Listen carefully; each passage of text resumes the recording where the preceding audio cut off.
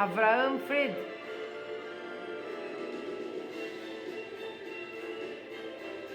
Quem disse que não tem música alegre, judaica, hebraica?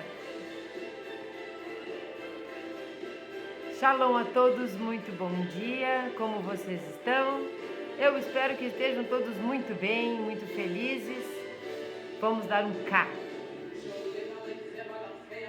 Não, vamos escutar mais um pouquinho.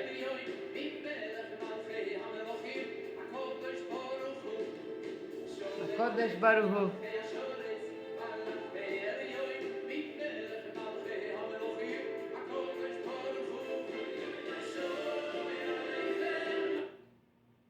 Depois nós escutamos mais. Então, muito bom dia, Boker Tov, Tzaharim Tovim, Erev Tov, Laila Tov. Para mim, é Boker Tov, que é de manhã realmente. Nós estamos aqui então, vamos sem delongas hoje, porque vamos fazer inteira esta Mishnah na Ética do Sinai, do livraço Pirkei Avot, um tratado do Talmud. Esse é um livro sobre os ensinamentos dos sábios do Talmud. Geralmente eu falo dos sábios da Mishnah, né? Porque são Mishnayot aqui dos grandes sábios, dos sábios do Talmud, dos sábios que discutiram, estudaram Mishnah, Gemara. Realmente, estamos carecas de saber, vocês já sabem disso. E nós estamos agora no capítulo 2, Mishnah 5. Capítulo 2, Mishnah 5. Só um momento. Antes de mais nada, vocês acordaram felizes? Vocês estão felizes? As coisas estão indo bem? Vamos falar de ética? Vamos falar de ética? Qual ética? A ética dos sábios, das máximas? Vamos? Vamos ser felizes? Não foi muito bom ontem? Ou foi ótimo ontem? Se não foi muito bom, hoje vai ser melhor. Se amanhã foi ótimo, hoje vai ser melhor ainda. E assim nós vamos a vida, né? Vamos levando. Baruch atah Adonai Eloheinu melech haolam shakol nihya bidvaro.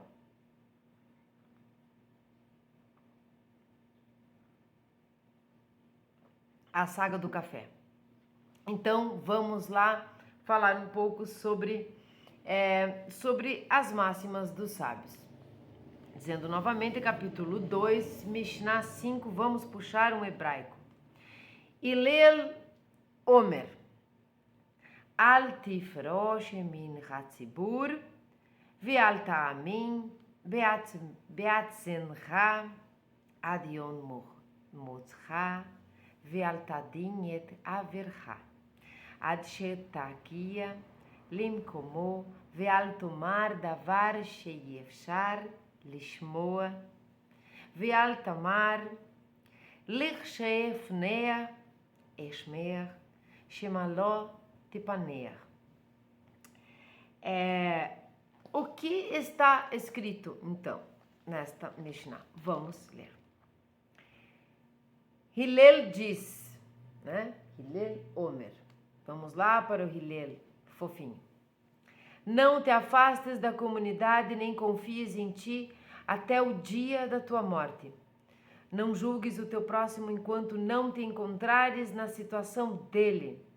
Não digas coisas esperando que não sejam ouvidas, pois no fim acabarão por ser ouvidas. Não digas, estudarei quando tiver tempo, pois talvez nunca tenha tempo. A Mishnah fala por si só.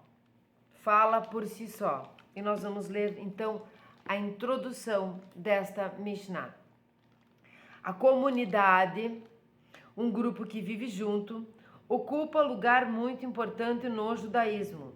A este grupo foi dada a Torá e é do grupo, com suas inter-relações e atividades coletivas, que o Todo-Poderoso desejou fazer um reino de Koanim, os sacerdotes, e um povo santo. De fato, o indivíduo, no cumprimento de suas próprias obrigações religiosas, depende frequentemente da comunidade e de suas instituições. Existe muita coisa na Torá que você não pode observar sozinho. Aqui já dando o pitaquinho do dia, o comecinho do pitaco. Quando ele fala aqui de comunidade, lembre, nós somos pessoas que vivem em comunidade, sociedade. Na sociedade vai ter as comunidades. Neste momento aqui, ele está se referindo às comunidades judaicas, tá? Então, como é que nós vamos ver isso? Nós vamos ver isso com relação à comunidade Bnei Noach, que hoje, graças a Deus, Baruch Hashem, está crescendo a olhos vistos. Então, é nesse sentido. Quando nós fazemos cursos, curso disso, curso daquilo, cursos mesmo com relação aos assuntos bíblicos, ou vamos um curso de inglês, ou um curso de hebraico, ou qualquer curso, são cursos, é uma comunidade ali dos cursos, somos colegas. Quando nós falamos da comunidade judaica, quando nós falamos da comunidade Bnei Noach, nós estamos falando de uma comunidade religiosa. Então nós podemos até falar de coisas mais profundas, até porque existe isso também, né, um estudo cabalístico, mas quando nós falamos na comunidade em termos de estudo, o foco principal é a Torá e as Parashiot. Esse é o foco principal do estudo da comunidade, né, dentro de uma comunidade. E o que significa estar ali nesta comunidade? Não só estudar sozinho, mas viver as coisas da comunidade, ajudar a comunidade, trabalhar na comunidade, pela comunidade, em prol um objetivo maior, que é sempre nos aproximarmos de Hashem e fazer o serviço para Ele. Então vamos lá. Para Hillel, a comunidade autêntica, histórica do povo judeu é ainda mais do que isto. É uma autoridade implícita e imutável na lei normativa judaica. Certa vez foi levantada uma questão. Quando o dia anterior a Pessah ocorria no Shabat, voltando aqui para a ênfase diferente na frase, a questão é a seguinte, foi levantada uma questão. Quando o dia anterior a Shabat, a Pessah, ocorria no Shabat, me enganei toda aqui. E as pessoas vinham fazer o sacrifício do Cordeiro Pascal. Sabemos do sacrifício bem importante de Pessah. Era-lhes permitido carregar as facas de abate consigo na área do templo. Isto é uma pergunta, era permitido? Pensem que era um dia anterior a Shabat. Não pode andar com as facas no Shabat, né? Ninguém sabia, e nem mesmo Hillel se lembrava como seus mestres o haviam determinado, mas ele aconselhou: deixe o povo de Israel fazer como está acostumado, né? Naquele sentido assim, ó, deixa o povo de Israel, né? Deixa o povo de Israel fazer como estava acostumado. Se eles são profetas, se eles não são profetas, são filhos e descendentes de profetas. Uma vez tendo visto o que o povo fez, ele se lembrou de como tinha sido ensinado. Numa época em que a observância religiosa era uma força vital no seio do povo, uma prática corrente, o que as pessoas faziam ou deixavam de fazer podia ser considerado um reflexo fiel e exato da tradição. Então, assim, essa observância religiosa, onde ele diz que era uma força vital, o senhor Irving Bumim, autor desta compilação, deste livro, esta força vital no seio do povo era uma prática corrente. Então, as coisas que eles vinham fazendo era considerado um reflexo fiel e exato da tradição, né? Como a lei oral é importante e foi extremamente importante para esse povo. Como a lei oral é extremamente importante para nós, Bnei Noach. Talvez seja mais importante ainda para nós, que não vivemos a tradição desde sempre, que há muitos de nós não têm os antepassados, né, com um pé em Israel. Como é importante a lei oral, nós não saberíamos para que lado ir. Então aqui, quando nós falamos de comunidade, vamos lembrar que é uma comunidade religiosa, não é lugar exatamente de discussões, não é, e talvez nem de muitos aprofundamentos, mas a base sempre é a Torá e a comunidade estudar a Parashá da semana, ver o que a própria comunidade está precisando, né? Sabemos hoje que faz faz mais do que uns 2 dias, de repente uma semana, não sei direito, mas houve a inauguração de uma sinagoga Bnei Noach aqui no Rio Grande do Sul. Isso é muito importante, porque até bem pouco tempo as pessoas nem sabiam o que era isso. Então, aos poucos, nós vamos contando para as pessoas, convidando as pessoas sem nenhum tipo de proselitismo, nenhum tipo. Não faz diferença se converter, não faz diferença se você está cumprindo a sua missão, o seu propósito de vida com relação ao serviço a Deus. Não te afastes da comunidade. Aqui é bem importante. Bem importante. E aqui vai explicar exatamente o que eu estou dizendo sobre o que é a comunidade. Claro que quando nós misturamos pessoas, quando tem pessoas de vários níveis culturais, intelectuais ou até mesmo religiosos, isso mesmo dentro do judaísmo, vai haver controvérsias, vai haver divergências, coisas cotidianas, mas o estudo em si, ele deve ser somente para agregar, porque ele é sim um serviço a Hashem. Nós estamos juntos para fazer esse serviço, né? Então, a comunidade é extremamente importante, diferente do cursinho que você faz, diferente dessas outras coisas, para que as comunidades Bnei Noach se fortaleçam. Realmente isso está acontecendo aqui no nosso país. Nós precisamos separar o que é comunidade religiosa, que é o caso da comunidade Bnei Noach, e o que é uma comunidade social, um clube, ou o que é quando estamos na sala de aula, onde temos colegas e professores. A comunidade Bnei Noach, assim como a comunidade judaica, é religiosa, o cunho é religioso, o objetivo é servir a Hashem. Não cabe ser autodidata aqui, isso que eu quero dizer. Autodidata nós estudamos em casa, na comunidade nós compartilhamos. Compartilhamos e ensinamos e aprendemos principalmente sobre a Torá. Em especial, né? Bom, não te afastes da comunidade. Hillel pensava que o indivíduo deve seguir o ritmo da comunidade, participar de seus esforços, regozijar-se com sua felicidade e lamentar suas tragédias. Numa ocasião, disse Hillel, né? Que não o vejam de pé ou sentado, que não o vejam chorando ou rindo. Isso quer dizer que não o vejam incomumente, de pé, ou desmedidamente sentado, que não o vejam constantemente chorando ou continuamente rindo. Este é o nosso conhecido caminho do meio. Não faça de mais, não faça de menos, não seja frívolo e não seja choramingão. Não queira parecer conspícuo fazendo coisas desconexas, inapropriadas e totalmente em desacordo com as atividades e sentimentos da comunidade. É um erro considerar a si próprio de um lado da cerca e a comunidade alienada do outro. É errado. Não sei se vocês concordam, eu concordo com ele. Nós não estamos de um lado da cerca e a comunidade Bnei Noach do outro lado da cerca. Nós estamos juntos no trabalho, no serviço a Hashem. A comunidade é extremamente importante.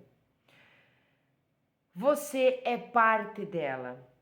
Os problemas da comunidade são seus tanto quanto do vizinho.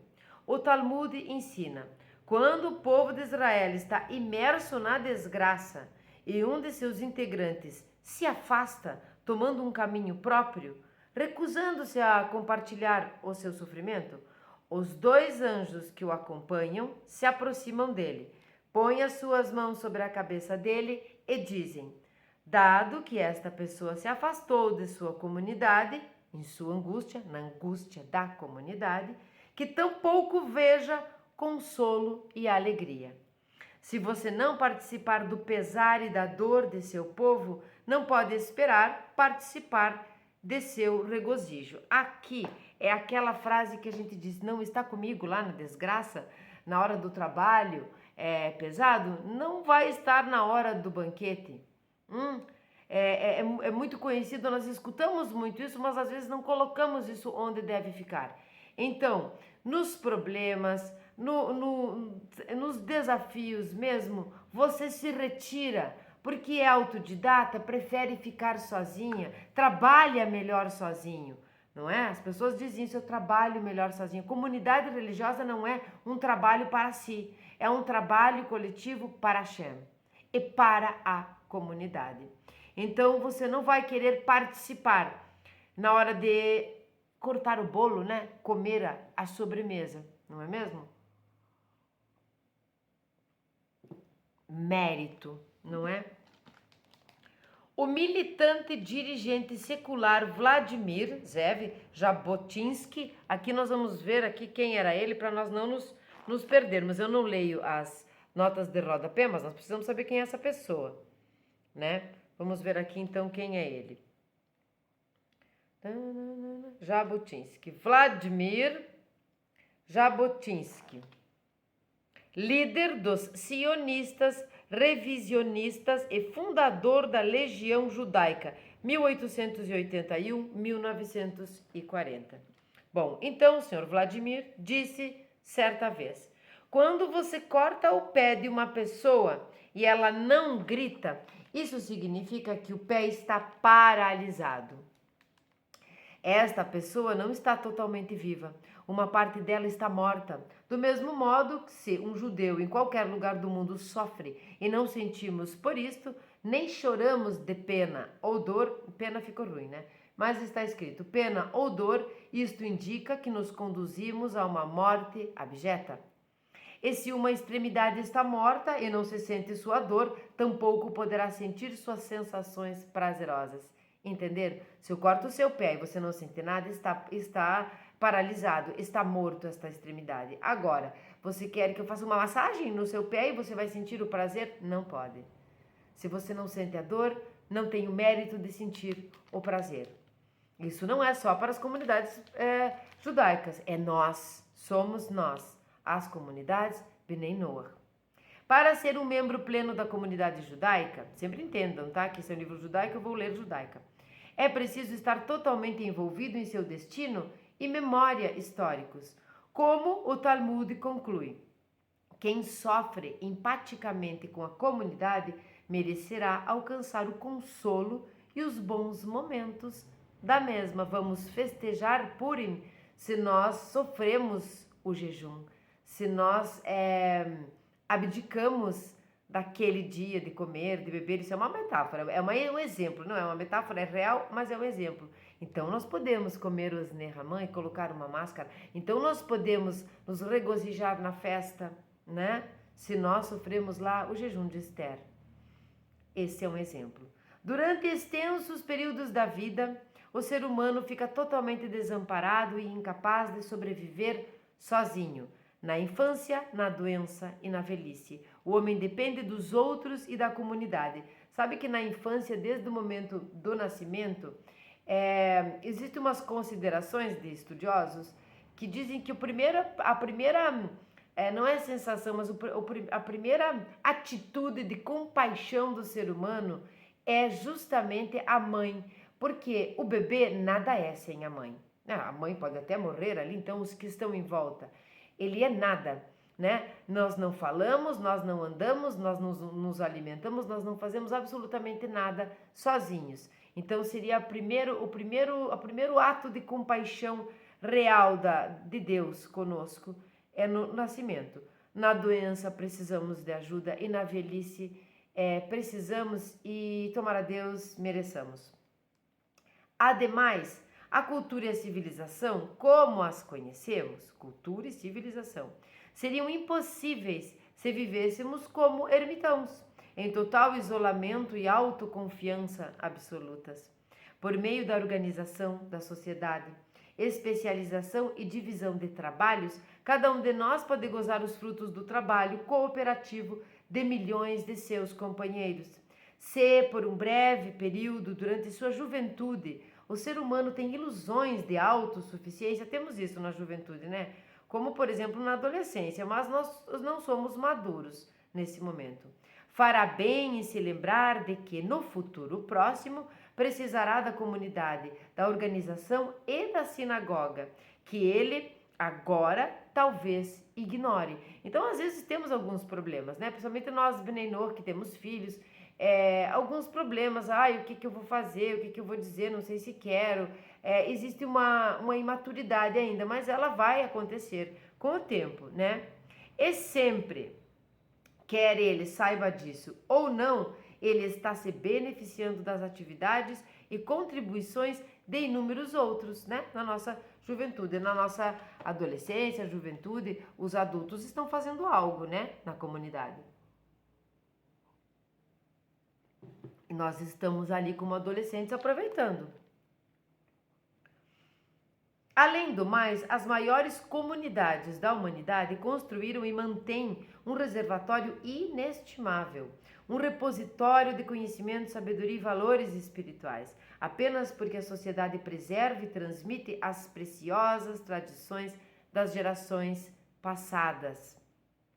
Isto é particularmente verdadeiro para o judaísmo histórico, com a sua milenária Torá oral. Então, imaginem para nós, porque além da tradição oral, da tradição escrita, nós precisamos conhecer a tradição deste povo, deles propriamente dito.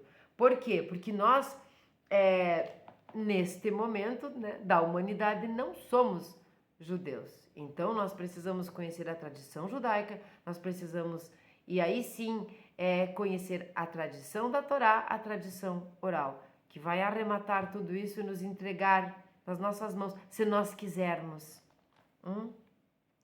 Um dos maiores pecados primordiais da humanidade é expresso na indagação concisa de Caim. Vamos ver. Acaso sou eu o guarda de meu irmão? Com hostilidade e malícia, o ser humano rejeita a fraternidade simples do homem, ou, quando menos, a questiona com aspereza. A resposta de Hillel é uma afirmação suave. Não te afastes da comunidade. Compartilhe a sua vida com seus semelhantes. Às vezes está difícil na comunidade, às vezes não foi bem específico o objetivo. O objetivo é estudar a Torá. Todas as comunidades, seja judaica, seja Bnei Noach. Mas não ficou muito especificado. Você não teve paciência suficiente. Pare, né? Emudeça, entre para dentro, internalize e lembre da frase de Hillel. Não te afastes da comunidade. As coisas vão se ajeitar, as pessoas vão se entender, desde que o objetivo seja o mesmo. E não tenha malícia e nem pense que você pode ficar sozinho. Você até pode, tá? Mas não deve. E se você ficar sozinho, num estudo desta amplitude, com este objetivo de servir a Hashem, você não faz parte da comunidade, se você não participa. Depois desta declaração de abertura, Hillel parece se desviar repentinamente para pensamentos novos e desconexos. Quando nós lemos lá no começo da Mishnah, aparecem mesmo, né? Porque primeiro ele fala, não se afaste da comunidade, depois ele vai lá e diz, nem confies em ti até o dia da tua morte, depois ele já fala, não julgues o teu próximo enquanto não te encontrares, né, no lugar dele. Então parece ser desconexo, não é mesmo? Bom, parecem ilógicos e intrigantes. Ao refletir, contudo, podemos encontrar um elo de conexão, um tema unificador que se manifesta por meio desta Mishnah. Hillel agora procura rebater as possíveis objeções que as pessoas costumam colocar quando são convidadas a participar do trabalho comunitário. Uma pessoa pode acreditar sinceramente que o nível de religiosidade e retidão que ela detém agora se encontra distante daquele de todos os outros em sua Kehilá, que é a sua congregação, Kehilá, e que seria melhor ela ficar sozinha. Arrogante, né? Arrogante. Então a sua religiosidade e retidão ela está acima. Então ela prefere estudar e trabalhar sozinha. Isso não existe. Pode fazer, mas você não está na comunidade. Você não faz parte da comunidade. Nós não fazemos quando fazemos isso. Existem, é claro, todos os tipos de pessoa numa comunidade. Aqui, em uma Mishnah anterior, umas duas, eu acho, atrás, nós falamos da comunidade de uma maneira geral, quando nós estávamos falando dos governantes. Então, nós dissemos lá que numa comunidade existem os tzadikim, os benunim e os rechaim, lembram? E que o governante deveria conhecer esses três tipos de pessoas: tzadikim, que são os justos, os benunim, que são aquele homo médio, o do meio, né? E os rechaim, que são os iníquos.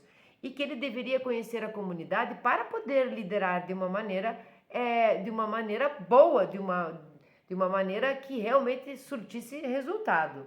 E as primeiras letras dessas três palavras formam a palavra tzibur, que é comunidade, né? Que nós lemos isso, tanto nesta Mishnah de hoje, quanto na Mishnah sobre os governantes. Se você não assistiu, vale a pena assistir, porque a gente consegue. Eu vou tentar colocar aqui no final. Essa sobre os governantes, ela mostra para nós que os problemas, seja da política, dos votos, das eleições, não é uma coisa de hoje. É uma coisa de sempre, é uma coisa do próprio ser humano, né? E é muito importante sobre os governantes. Bom, muitos, de fato, estarão abaixo do seu nível, se você for uma pessoa fina e capaz. Mas desinfle um pouco o conceito de si mesmo, diz Hillel. Cultive o hábito da humildade. Você pode ser uma pessoa esplêndida neste momento, mas e no futuro? Nem confies em ti até o dia da tua morte. Depois vai ter a explicação aqui do que ele está querendo dizer aqui. Daí há algumas controvérsias. Então vamos lá, vamos desinflar o nosso ego aqui, Nossa, é tanta coisa inflada. Talvez a sua avaliação dos outros seja severa demais. Eles podem parecer menos refinados e religiosos do que você. Contudo, não julgues o teu próximo enquanto não te encontrares na situação dele.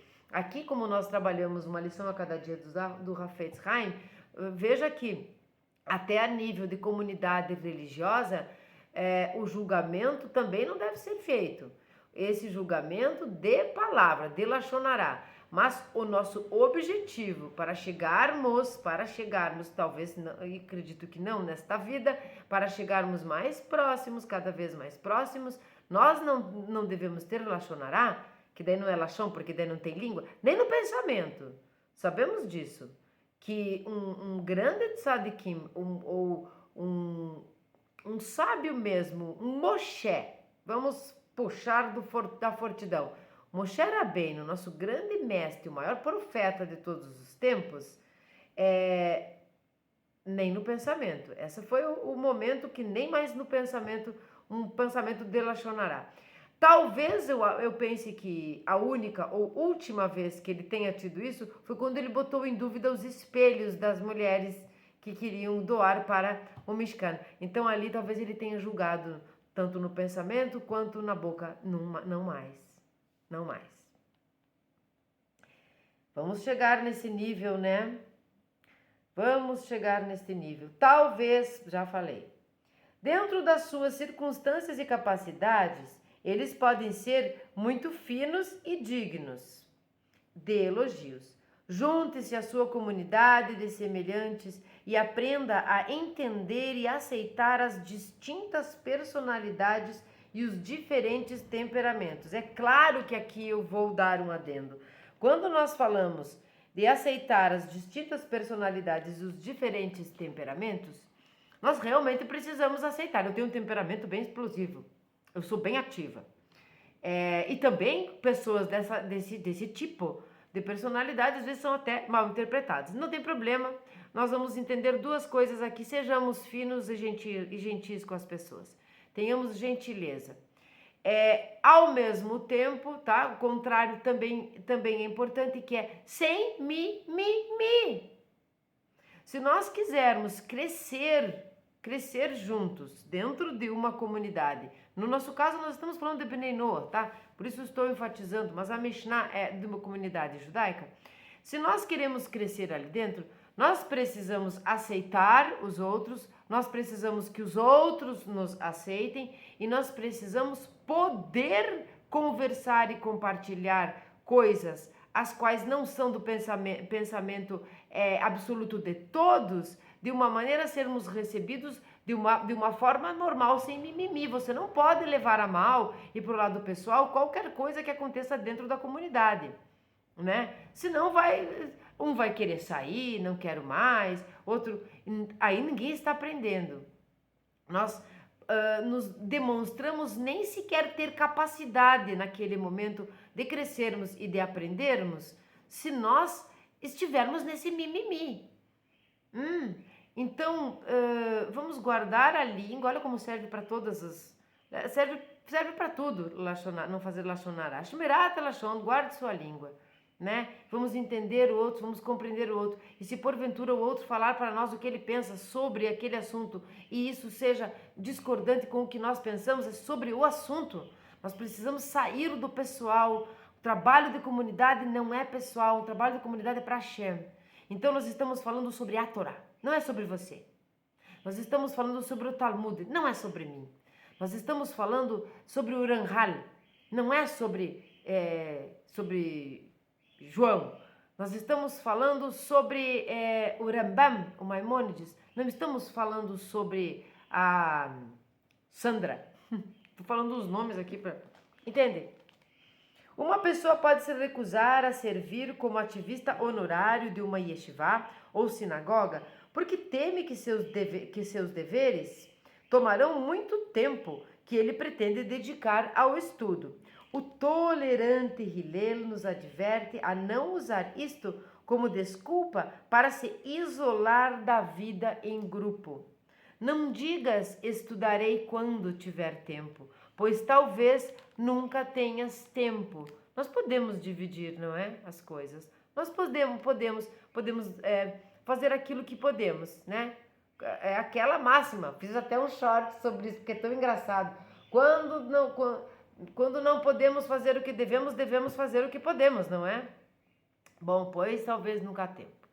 Não recuse uma oportunidade de fazer algo bom no presente em favor de algo grandioso e bem intencionado que pretenda fazer no futuro. A oportunidade presente é real. Os planos para o futuro estão recobertos de dúvida. Não há certeza de que você poderá levá-los a cabo. É melhor que você sirva a seus semelhantes agora. Então, sabe quando a gente tem alguma coisa para fazer e fica se enrolando? Algo burocrático, por exemplo. Eu tenho esse problema. Alguma burocracia que não seja alguma coisa prática aqui de falar, de ação, eu fico travada. Eu não ando, aquela burocracia, ela detona meu cérebro, eu não consigo raciocinar, eu não consigo fazer as coisas. Então o que nós temos que fazer? Faça o que tem que ser feito agora, né? Faça o que tem que ser feito agora. Então ele diz, sirva seu semelhante agora. Depois nós vamos ver. Não se trave. Agora pense no agora, né?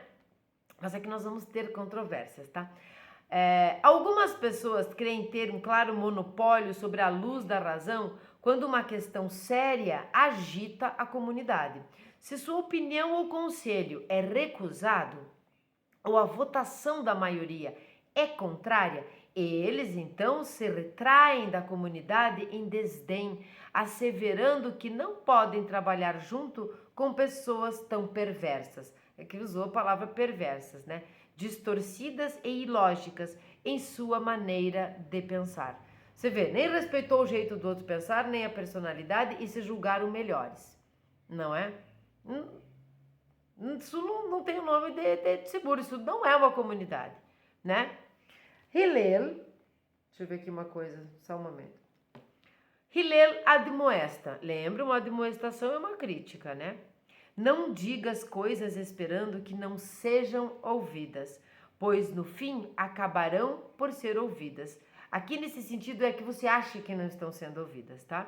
Se a sua atitude for razoável e a sua opinião inteligente, não perca a paciência, não desista nem se retire em isolamento esplêndido. Continue expressando o seu ponto de vista com clareza e força. Ao final, a verdade prevalecerá. Continue com a comunidade e sua opinião acabará sendo ouvida. É muito importante isso aqui. É parecido de como quando a gente vai fazer uma votação, alguma coisa para escolher um líder. Não, um líder, tá? Aqui não comunitário, um líder, um prefeito, sei lá. E você vê uma pessoa muito bondosa, muito querida, ela é muito cordial, tem muitos amigos, mas ela não é um líder, né? Quando Moshe passou o bastão para Yehoshua, tá? Por ordem de Hashem, Moshe sabia que Yehoshua era um líder. Não era um bondozinho, queridinho, não sei o que. Era um líder. Você pode ser bondoso, generoso e empático sendo um líder? Pode. O que você não pode é ser um líder não sendo...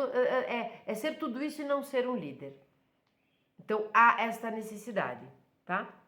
Agora vamos então para aqui o segundo subtítulo, que não é subtítulo, os pedacinhos da Mishnah.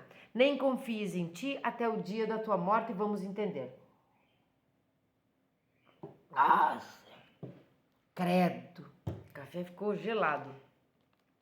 Existe outro modo pelo qual o homem pode depender da comunidade. Em sua eterna luta contra o pecado e a tentação. Eterna luta contra o pecado e a tentação. A pessoa deve estar preparada para aceitar ajuda de todos os lados. A força da sanção social e o peso da opinião pública podem frequentemente fortalecer e preservar a lealdade à tradição judaica. Aqui nós vamos continuar com a frase como ela é, porque a tradição que nós utilizamos, que nós seguimos, é a judaica. Então é para nós isso também. Não se sinta tão forte em sua religiosidade e moral a ponto de renunciar à ajuda e apoio que a comunidade proporciona. Então, é aquilo que disse antes. Não existe. Em comunidade religiosa não existe trabalhar sozinho. Porque não é por você. Porque não é por mim. É por Hashem, é pela comunidade. O serviço é coletivo. Nada se pode considerar previamente como algo garantido. O Talmud cita este ditado e prossegue com uma ilustração. Yohanan, o Cohen Gadol é sumo sacerdote. Já vou dizendo aqui por quê? Porque Gadol é grande. Então é grande, no sentido, o sumo sacerdote, o grande sacerdote. Então, Yohanan, o Cohen Gadol, serviu como sumo sacerdote no templo fielmente por 80 anos e no final se tornou um saduceu. Também tem um outro que eu não me lembro o nome. Quem souber pode colocar aí nos comentários. Que ficou lá, sei lá, uma vida inteira super judeu e de repente simplesmente virou os arreios, virou a casaca. A estrutura expressa o mesmo pensamento quando diz: pois nós somos de ontem. Olha só, pois nós somos de ontem e nada sabemos. Nossos dias na terra são como uma sombra. Essa frase está em Jó, capítulo 8, versículo 9. Cada um de nós é o produto de suas experiências, o resultado de seu passado e a consequência de seus ontens combinados. Então, às vezes a gente diz assim, porque ano passado eu tenho tanto arrependimento, aconteceu aquilo, aconteceu aquele outro. Já falamos sobre pré-determinação do futuro ou não. Algumas coisas estão pré-determinadas, dependendo do que você faz hoje. Esse hoje é o passado de amanhã. Então, sim, nós somos produtos do nosso passado. Não tenha arrependimentos do que você fez ou não fez. Faça teshuvá, um retorno a Hashem e o arrependimento daquilo que você percebe que pode fazer agora. Agora. Chorar pelo uísque derramado, não dá. Mas o processo de crescimento não para em nenhum ponto em especial. A passagem do presente para o passado, a conversão da experiência presente em memória da qual podemos aprender. Este é um processo que prossegue enquanto a própria vida continua, nunca para. Portanto, não te jactes do dia de amanhã, porque não sabes com o que vai te deparar. Não sabemos o que há guardado para nós. Tampouco podemos determinar totalmente nosso próprio futuro. Nosso passado não determina nosso presente nem nosso futuro. Aqui é a parte que eu disse que haveria controvérsia. Esta frase, com absoluto respeito, não sei se pela tradução ou pelo seu Irving Bumim, ou pelo próprio Hillel, provavelmente não foi Hillel nesse momento, nosso passado não determina nosso presente nem nosso futuro. Fica parecendo que não interessa o que nós fizemos no passado, sendo que acima, um pouco antes, ele justamente diz que nós somos o produto do nosso passado. Então, talvez essa frase seria melhor se estivesse escrita, para que nós entendamos. O nosso passado não determina se nós vamos ou não vamos mudar alguma coisa lá para que o presente seja melhor. Então, o nosso passado ruim, aquelas coisas que deram errado no nosso passado, não determinam que o presente será ruim. Assim como as boas não determinam que o presente será bom, né? E nem o nosso futuro.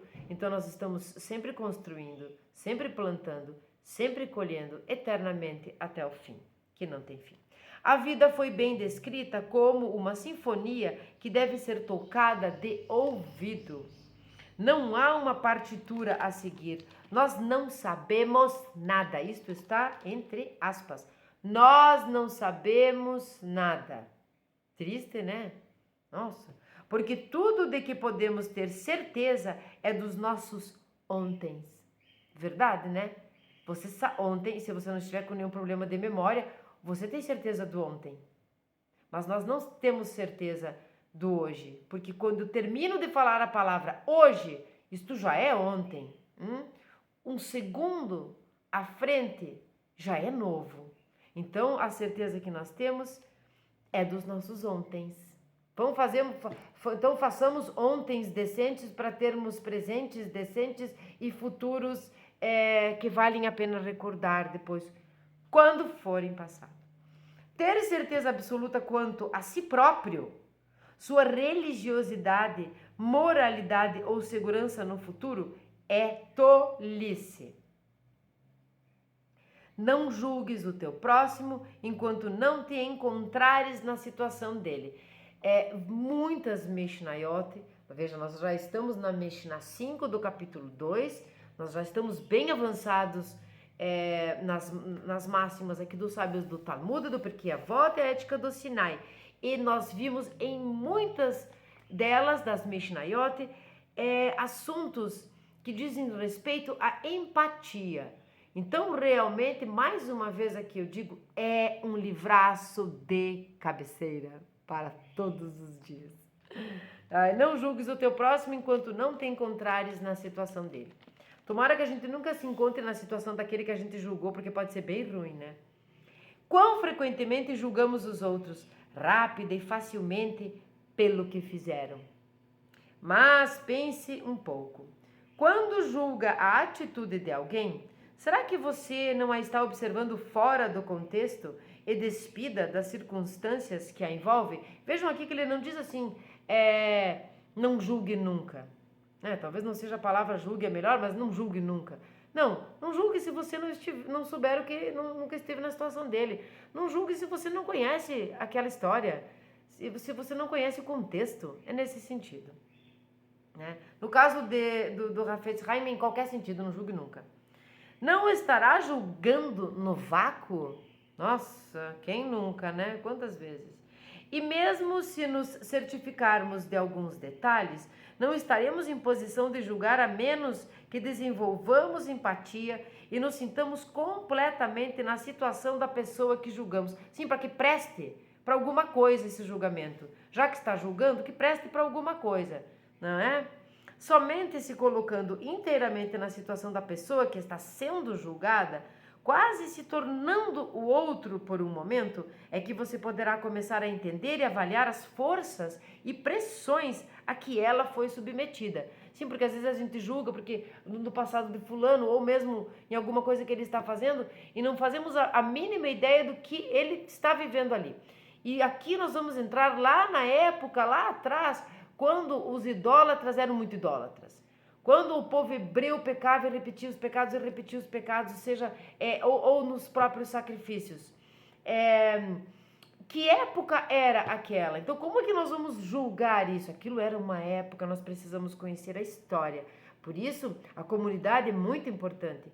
O estudo da Paraxá é sempre muito importante para que a gente entre todos os anos, repetidamente, continuamente, naquele momento histórico e possa viver aquele momento histórico. Entender, existiam muitas pessoas, desde o tempo né, que saíram do Egito, até muito tempo depois, saímos da Torá, já entramos na Bíblia hebraica, em Reis e tudo mais, e vamos indo. Muitas pessoas diziam assim: sim, acredito no Deus de Israel, mas não me custa nada levar esse amuleto aqui, porque não me custa nada. Então, era o contexto histórico, era o momento histórico, assim como os sacrifícios, que eram oferendas sacrificiais. Quando nós falamos em sacrifício, esta tradução ela é errada, porque essa tradução não vem do hebraico, é uma tradução do sacro ofício. Então, quando você tem um ofício sacro do latim, ele é sagrado, ele é separado, ele é melhorado, ele é para a divindade. Para a divindade. Mas eles faziam sacrifícios e sangue e nojeira e não sei o que para entidades, deuses, para vários deuses. Era Deus Lua, Deus Sol, Deus Moler, Deus Baal, Deus 500 deuses. Mas nós precisamos compreender a época, o tempo histórico. É isso que ele está dizendo aqui e vai continuar. Bom, vamos ver onde você está. Hillel não quer que cheguemos à conclusão de que, caso estivéssemos no lugar da outra pessoa, teríamos agido diferentemente. A gente não sabe, né? A gente julga a pessoa, mas se estivesse no lugar dela, talvez fizesse igual ou pior, né? Se um ato é errado, ele é errado, sem mais nem menos. E a reparação deverá ser feita. Sem mimimi, entendeu? Sem mimimi, tá errado, conserta. Sujou, limpa, pegou emprestado, devolve, quebrou, conserta. Mas não se apresse em sentenciar outra pessoa pelos feitos da mesma, pois, a menos que se ponha no lugar dela, você não poderá entender o que está julgando. Outros interpretam o texto literalmente. Vamos ver o literal. Não julgues o teu próximo até chegar ao seu lugar de origem. Quando ele diz literalmente, é com a tradução literal, ao seu lugar de origem. O seu lugar histórico de origem. Todo mundo tem nos seus antecedentes, um lugar onde cresceu e passou seus anos de formação. Entendem? Eu estou enfatizando isso porque aqui nós estamos falando de lugar mesmo, físico, tá? Você não pode julgar alguém até ter atingido o lugar dele, examinando os seus antecedentes, estudado sua família, amigos e companheiros. A psicanálise ressaltou a veracidade disto, descobrindo quão importantes as experiências da tenra infância podem ser para o estabelecimento de padrões de destino de uma pessoa. Vocês sabem que a psicanálise tem deve, vamos dizer assim, um grande mérito da psicanálise ao judaísmo e aos grandes psicanalistas judeus. A distância cria diversas ilusões de ótica. Assim, é físico isso, tá? Assim como um objeto redondo pode parecer oblongo quando visto de longe. Nossa.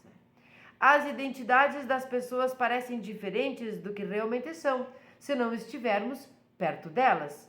Aqui, a identidade você pode entender de qualquer maneira. Ver um homem bem longe, pensa que é uma mulher, é um homem, né? Independente dessas loucuragens de hoje em dia. Não julgue seu semelhante até chegar mais perto do cenário. Conhecer a história.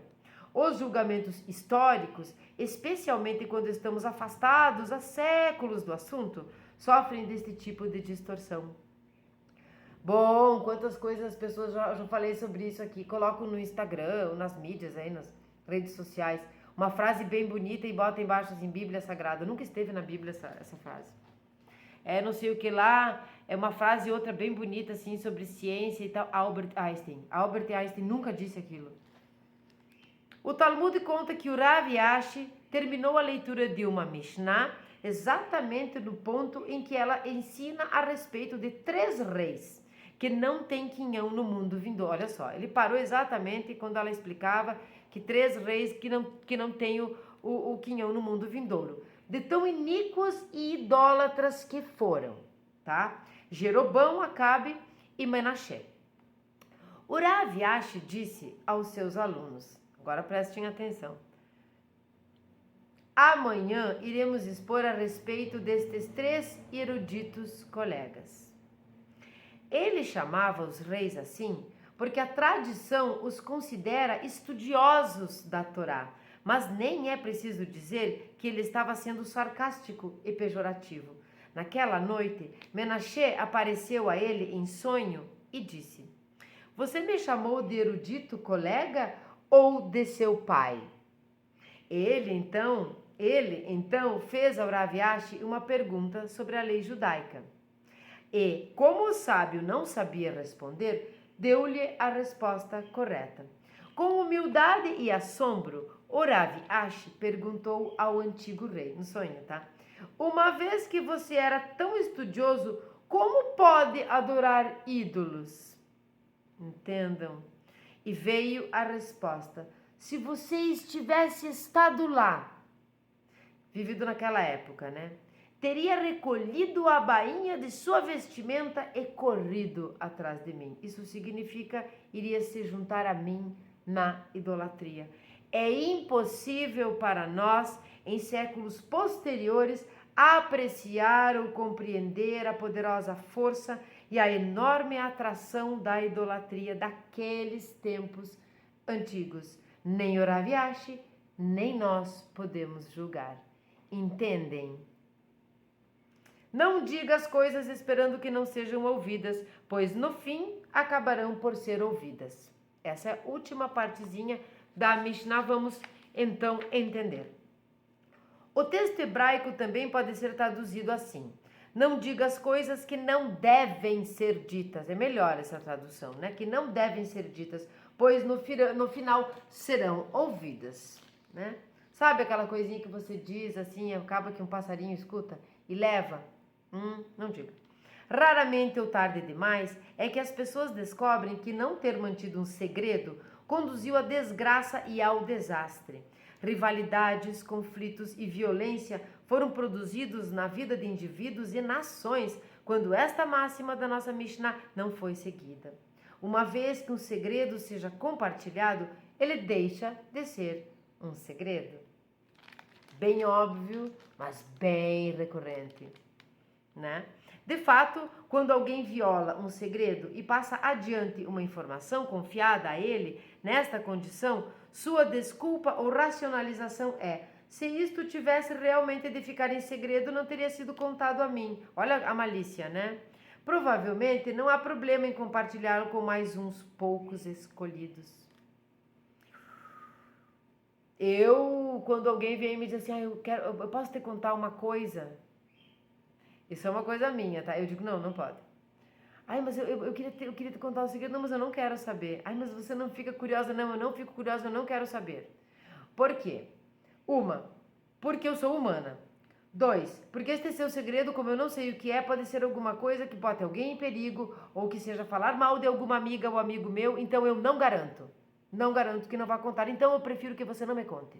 Se é segredo, deve ser secreto, então é seu. Não conte para mim. Mas uma vez que o segredo começa a escorrer, ele se espalha como fogo fato. O sistema de comunicação que transporta e espalha a confidência é vasto e fantástico na sua eficácia. Fantástico na sua eficácia. Fantástico. Além do telefone sem fio, porque chega tudo errado, além de tudo. Já é fofoca, já é segredo. Era segredo, virou fofoca e a fofoca virou mentira, porque, meu Deus. A expressão popular diz que as paredes têm ouvidos, e tem. E que passarinhos sussurram informações preciosas, e sussurram. É como atirar uma pedra num lago. As ondas vão formando círculos de diâmetro cada vez maiores. Não seja ingênuo.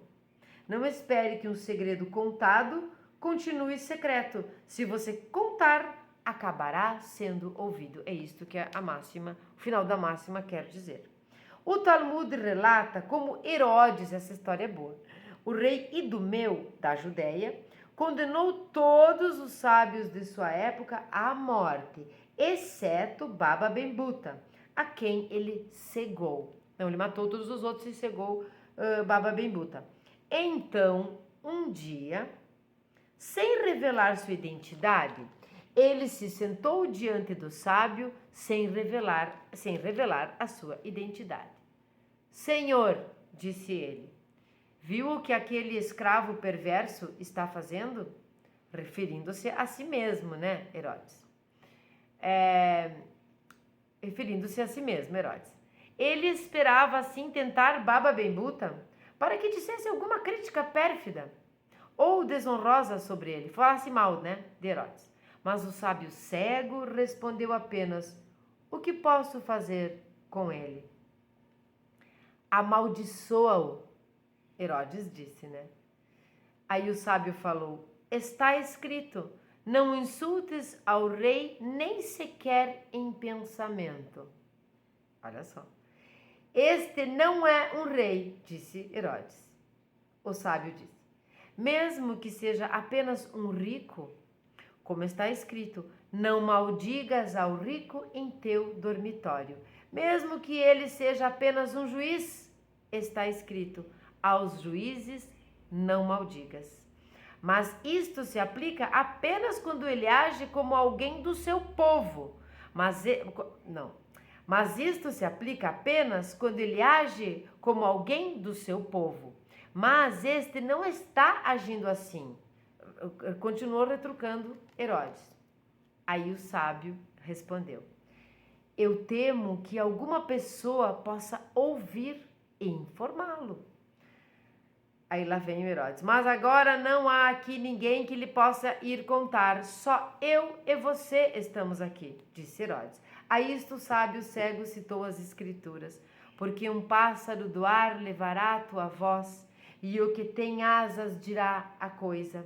Herodes ficou tão comovido pela prudência e férreo autocontrole do sábio, que confessou sua identidade e decidiu se arrepender inteiramente. Então, ele tentou de todas as maneiras fazer com que o sábio o amaldiçoasse, falasse mal dele, fizesse lachonará, o julgasse, mas o sábio por isso ele é sábio. Nada disso fez. Então Herodes realmente se comoveu, disse que era ele e se arrependeu. Essa parte do se arrependeu não sabemos, né? Essas tem uns nomes bíblicos que parece que não tem arrependimento, não. Mas enfim. Este é o tipo de discrição e silêncio sábio que faríamos bem em imitar. Quando nós fazemos lá na nossa playlist do Lachonará, eu sempre reforço que é um treinamento. Que aqui no canal nós sempre vamos ter, a não ser sobre as festas, as coisas, nós sempre vamos ter um livro de apoio para nos dar o norte, porque é uma tradição judaica. Então nós precisamos do norte judaico. Nós temos a Torá, né? E a Bíblia hebraica, e temos os sábios, os livros judaicos para nos ajudar. E sempre nós enfatizamos uma lição a cada dia que é um treinamento. É um treinamento. Nós precisamos imitar quando nós vemos que alguém consegue fazer isso. Porque eu já escutei pessoas dizendo que nós não vamos conseguir porque somos humanos.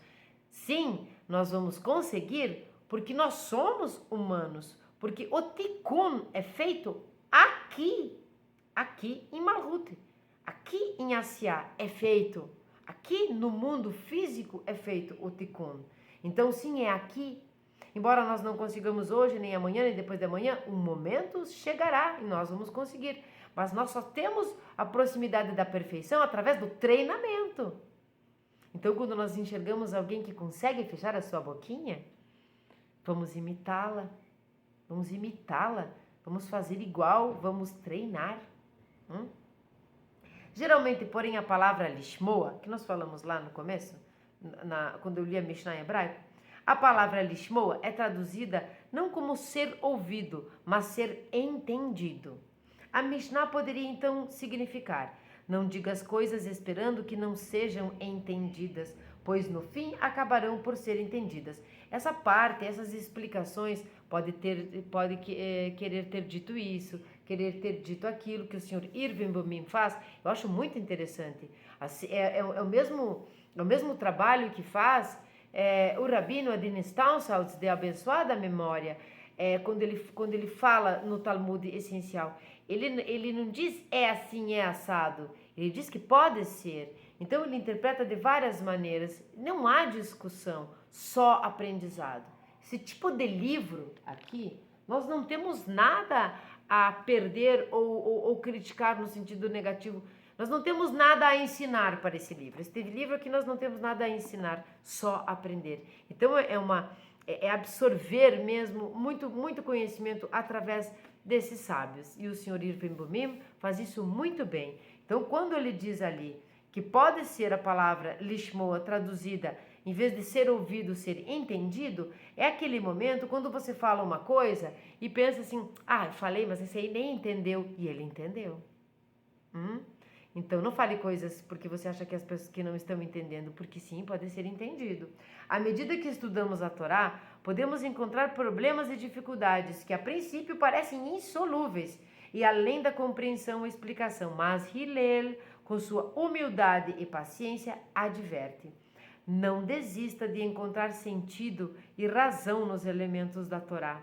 Razão e entendimento não são algo fixo e definido para todos os tempos. Olha bem, vou ler de novo, para aqueles que pensam que hoje pode ser como foi lá no passado e que no futuro, bem no futuro, com muito mais absorção de Torá, pode ser como no presente ou como no passado. Prestem muito atenção. E ler com humildade e paciência. Não desista de encontrar sentido e razão nos elementos da Torá. Razão e entendimento não são algo fixo e definido para todos os tempos. Assim como o direito é dinâmico, no Talmud, quem não muda é a Torá. Porque Hashem é quem não muda, nós mudamos. O que nos deixa perplexos e confusos numa etapa de nossas vidas pode parecer lúcido e claro numa época posterior, apesar de não termos aprendido nada de novo neste interim, porque nós amadurecemos, porque nós melhoramos, assim nós esperamos, porque nós podemos piorar também, nós pioramos. Ainda assim, se nós piorarmos também não vai ser a mesma coisa, vamos ter um entendimento diferente da mesma coisa que vimos no passado, mesmo que nós tenhamos ficado piores, mas nós estamos melhorando. Nós estamos melhorando, né, gente? Eu estou tentando. Por outro lado, uma geração pode aceitar algumas coisas como evidentes por si mesmas, e uma posterior pode achar que são estranhas e bizarras. Tem coisas do passado do próprio povo hebreu que eu acho bizarras e estranhas. Pelo menos, diz Hillel, não desista facilmente ou muito cedo. Não conclua precipitadamente com base na sua primeira impressão. Espere, estude e faça indagações e acabará compreendendo. Veja que essa parte aqui, ela diz respeito a toda a Mishnah. A parte de você aceitar as personalidades diferentes de uma comunidade, o momento de dizer que você não deve, e você não faz parte da comunidade se estudar sozinho, não existe isso, existe na comunidade ou sozinho. Sabe? Tudo isso aqui diz respeito bem a essa frase. Essa frase, ela matou a pau. Pelo menos, diz ele, não desista facilmente ou muito cedo. Tenha paciência. As morangas vão se ajeitar na carroça. Não conclua precipitadamente com base na sua primeira impressão. Espere, estude, faça indagações e acabará compreendendo. Vamos perguntar. Não entendi isso, pergunta. Não entendi aquilo, pergunta. Aí perguntou para uma pessoa que sabe menos do que você, não importa, nós estamos para aprender. Estamos aqui para aprender e, obviamente, estamos aqui para ensinar. As palavras de Hillel podem ainda ser assim entendidas. Não diga algo que você tem certeza de que, sabe? Algo que você tem certeza de que não possa ser escutado. Por estarem seguras de que as pessoas não prestarão atenção ao que você disse ou não se lembrarão mais tarde, você pode considerar seguro dizer algo e tudo soar bem naquele momento. Isto é imprudente, pois no fim acabarão por ser ouvidas. Como diz Shalomon na conclusão de Kohelet, não tem meia frase em Kohelet que não sirva para todos nós. Absolutamente todos nós. Claro que não para uma pessoa bem novinha ainda não, né? Tendo sido tudo escutado, eis aqui a conclusão do assunto. As pessoas escutam e se lembram. Discursos de campanha eleitoral feitos pelo candidato no passado, até mesmo há anos, serão lembrados pela oposição com a intenção de embaraçá-lo. Se der alguma coisa errada? Se ele se houver desviado de seus pontos de vista anteriores. Eles estão ali à espreita, né? Seja cauteloso e prudente ao falar e se empenhe em ser consistente. Um ditado popular recomenda que suas palavras sejam doces e suaves, pois algum dia pode ter de engoli-las.